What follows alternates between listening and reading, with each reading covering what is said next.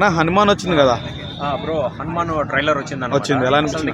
దీంట్లో miracle shocking విషయం ఏంటంటే మన ట్రైలర్ వదిలే ఒక 6.5 గంట అవుతుంది. తెలుగులో ఒక 20 lakhs పైన క్రాస్ అయింది అనమాట వ్యూస్. హిందీలో చూసుకుంటే 30 lakhs రీచ్ అయిపోయింది. అంటే తెలుగు కన్నా హిందీలో ఎక్కువగా ఈ సినిమాకు బజ్ ఉంది. హనుమాన్ అని టైటిల్ పెట్టడం దేవుడు టైటిల్, అది అంత ఆశామాషి విషయం కాదన్నమాట. మనకు ఆ ట్రైలర్ చూసినప్పుడు కానీ ఏంటంటే రియల్ గా హనుమాన్ చూపించారు కొన్ని సీన్లలో, అదైతే ఎక్స్ట్రాడినరీ చెప్పొచ్చు. ఇంకోటి ప్రశాంత్ వర్మకి హ్యాట్సప్ అని చెప్పొచ్చు. అంటే ఇంత తక్కువ బడ్జెట్ లో కూడా ఇటువంటి క్వాలిటీ వచ్చే విజువల్ వండర్స్ సినిమా తీయొచ్చా మనకి అనిపించింది అనమాట. లాస్ట్ టైం ఏంటంటే ఆదిపురుషు డిసప్పాయింట్, అదే ప్రభాస్ గారిది ఏం తప్పలేదు.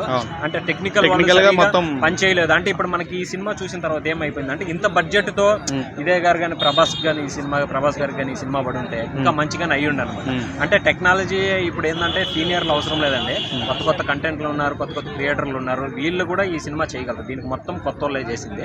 నాకైతే చాలా బెటర్ గా అనిపించింది. గ్రాఫిక్స్ ఎలా అనిపించింది? Graphics visual wonders. అసలు వాటర్ కానీ ఆ కొండలు కానీ అసలు ఆ మంచు గడ్డల దేవుడిని చూపిస్తా ఉంటే అసలు ఎక్కడ మనకి గ్రాఫిక్స్ అనేది లేదు, ఒక రియలిస్టిక్ గా ఉందన్నమాట. దానికైతే ఫిదా అయిపోయాం. మన తేజ పర్ఫార్మెన్స్ అయితే పీక్స్ లో ఉంది. స్టార్టింగ్ లో ట్రైలర్ లోనే పులితోటి పరిగెత్తా ఉంటాడు. అసలు రన్నింగ్ గానీ ఏంటంటే రియాలిటీగా ఉంది. ఎప్పుడెప్పుడు సినిమా వస్తుందో 1 year నుంచి వెయిట్ చేస్తాను. తేజ ఒక చైల్డ్ ఆర్టిస్ట్ కదా, సో హీరోగా జీర్ణించుకుంటారన్న జనం బయట. ఇప్పుడు మనకి ఈ ట్రైలర్ లో బాగా అర్థమైంది కదా, ఏదో పెద్ద రేంజ్ హీరో ఉన్నట్టుగా విజువల్ లో కనబడుతుంది. సపోర్ట్ ఇవ్వడం వేరు, మనకి స్క్రీన్ మీద ట్రైలర్ లో చూసినప్పుడు మన ఒపీనియన్ వేరన్నమాట. ఇప్పుడు చూసినప్పుడు ఎక్కడ ఏంటంటే మనకి చైల్డ్ ఆర్టిస్ట్ ఎక్కడ గుర్తు రావడం లేదు. అంటే ఆ క్యారెక్టర్ లో అలా ఒదిగిపోయాడు. జాంబ్రేట్ అంత హిట్ అవుతుంది అనేది అవుతుంది, దానికి డబల్ అవుతుంది బ్రో. మొత్తం 9 భాషల్లో రిలీజ్ ఇది. 9 భాషల్లో రిలీజ్ అంటే ఆషామాషి విషయం కదా. అందులో చిన్న హీరో ఇతను.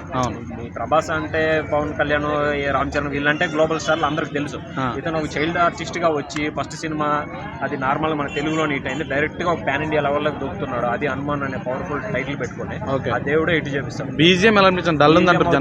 డల్ ఏం లేదు బ్రో, అంటే మనకి దేవుడికి సినిమా కాబట్టి అలానే ఉంటది. క్లైమాక్స్ లో బీజిఎం వాడుతారు అనమాట. మనం ఏంటంటే ఇప్పుడు లాస్ట్ టైం సలార్ గాని ఒక సాంగ్ వచ్చింది, అందరు తిడుతున్నారు బీజిఎం. అది ఫ్రెండ్షిప్ ఎమోషనల్ ఉన్నప్పుడు కొట్టలేరు అనమాట. మనకి రంగస్థలం అయినా కానీ రంగస్థలంలో ఓరయ్యే సాంగ్ ఉంది, దాంట్లో కానీ ఏంటంటే స్లో మోషన్ లో తీసుకెళ్తారు. ఆ ఎమోషన్ కనెక్ట్ అవడానికి స్లో మోషన్ బీజిఎం కనెక్ట్ అవుతుంది, కానీ నీకు ఫాస్ట్ గా దబ్బిడి కొడితే చెడిపోతుంది.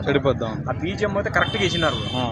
ప్రశాంత్ నీళ్ళు మరి ఇప్పుడు గుంటూరు కారంతో రిలీజ్ చేస్తున్నాడు కదా, సారీ ప్రశాంత్ వర్మ గుంటూరు కారం మీద వేస్తున్నాడు కదా, ఎట్లా జరుగుతుంది? డిసప్పాయింట్ ఉంది బ్రో. ప్రతిసారి ఏంటంటే హీరోలు కన్ఫ్యూజన్ అయ్యేవాళ్ళు, నా సినిమా వేసుకోవాలా నా సినిమా. ఈ తడవ ఆడియన్స్ కన్ఫ్యూజ్ అయిపోయినారు అనమాట. ఇప్పుడు మహేష్ బాబు గారు కానీ సర్కార్ వారి పాట సినిమా లేదు, దీనికోసం వెయిట్ చేస్తున్నారు. విక్రమ్ గారిది ఆయన కాంబినేషన్ అంటే మామూలుగా ఉండదు.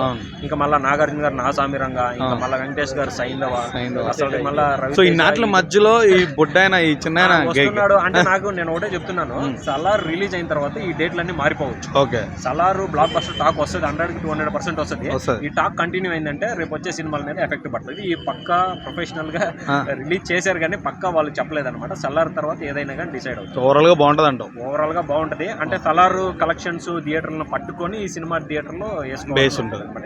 ఏ సినిమా కానీ ఎవరు అభిమానులు కానీ నాగార్జున గారు వెంకటేష్ అందరు అభిమానులు కానీ ఏంటంటే వాళ్ళ సినిమాని సంక్రాంతికి చూడాలని ఒక ఇది ఉంటుంది. అది వేరే, మనం మిగతా రోజుల్లో చూడటం వేరు, సంక్రాంతికి పందెం కోల్లేదు అంటారు. సెంటిమెంట్ అది సంక్రాంతి దసరా మన తెలుగు ఆడియన్స్ కి ఫుల్ సెంటిమెంట్ అనమాట.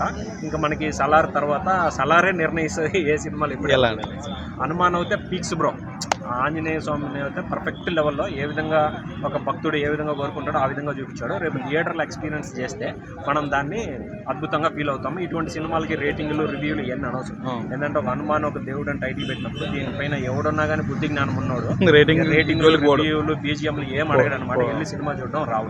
నాకైతే 100కి 200% నచ్చుతుందని నేను చెప్తాను. Okay, thank you.